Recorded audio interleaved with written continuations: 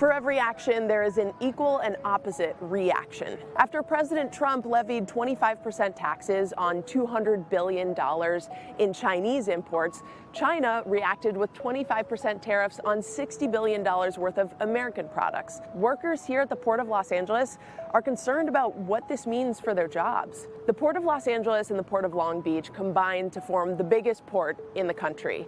And thousands of workers here depend on high American demand for products made overseas. Ray Famaleth is the VP of a local union that represents those workers. We're getting hit by two different forces.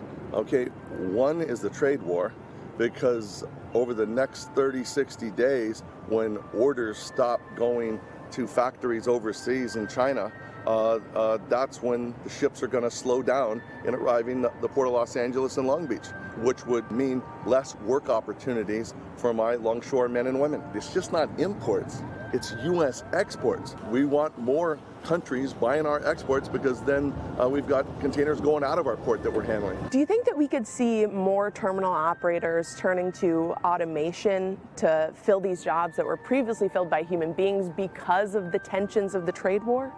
Yes, I mean, there's a cost of doing business. There's also a labor cost. We've got terminal operators and shipping lines that are choosing to implement fully automated cargo handling equipment that replaces longshoremen. And that's a threat to our future. What do you think it would look like for the supply chain to try and absorb some of these costs that are caused by the trade war? The big box stores are saying they may have to increase the prices on consumer goods. Then that dominoes to the workers in the port. That might come with diminished work opportunities. There's so many moving pieces here. And at the end of the day, American workers need jobs. What would you like to see as the end result of this escalating trade war? I think America needs a fair trade policy. I think the current administration wants to bring jobs back to America. That's a big challenge.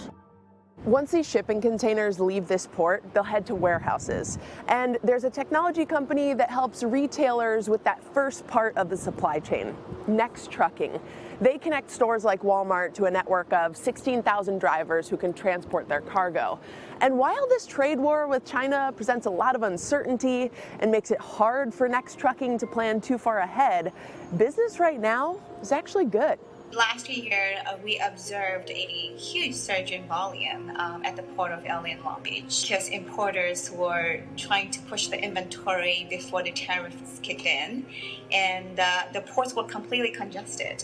I think shippers or vendors are trying to sit on inventory, trying to push in the volume when they can to avoid tariffs. So you will expect to see very full warehouses this year. What are you hoping is the resolution of all this? That's a very difficult question. Like, personally, I would hope the trade war to end.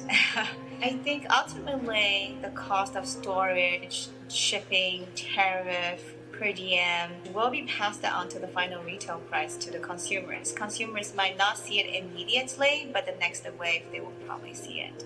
There is no sign that this trade war with China is going to de-escalate anytime soon.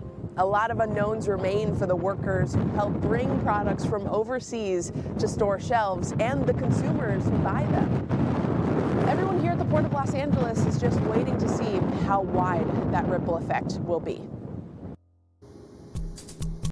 Hey, NBC News viewers, thanks for checking out our YouTube channel. Subscribe by clicking on that button down here, and click on any of the videos over here to watch the latest interviews, show highlights, and digital exclusives.